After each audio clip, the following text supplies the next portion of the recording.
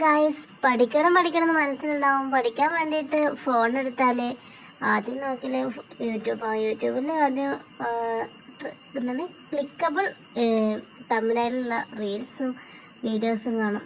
പിന്നെ അത് നോക്കും. അത് കഴിഞ്ഞാൽ പിന്നെ നേരെ ഇൻസ്റ്റയിൽ പോകും. പിന്നെ അടുത്ത റീൽസ് കാണും. അങ്ങനെ ദിവസങ്ങൾ കഴിഞ്ഞ് ലാസ്റ്റ് 2-ാം തീയതി എക്സാം ആണെന്നുള്ള നോട്ടിഫിക്കേഷൻ നോട്ടിഫിക്കേഷനല്ല, ഹോൾ ടിക്കറ്റിൻ്റെ വന്നിട്ടുണ്ട്. ഇനിയിപ്പോൾ സ്കൂൾ ദൂരെയാണെങ്കിൽ കുറച്ച് സമാധാനിക്കാൻ വിചാരിച്ച് നോക്കിയപ്പോൾ അത് സ്കൂൾ അടുത്താണ്. എല്ലാം കൊണ്ട് നമുക്ക് ബെറ്റർ ആയപ്പോൾ നമ്മൾ പഠിക്കാൻ നോക്കിയില്ല. ഇപ്പോൾ തോന്നുന്നുണ്ടോ അന്ന് പഠിച്ചാൽ മതിയായിരുന്നു, ഇപ്പം എന്തും സുഖമായിട്ടോ എക്സാം ചെയ്താന്ന്.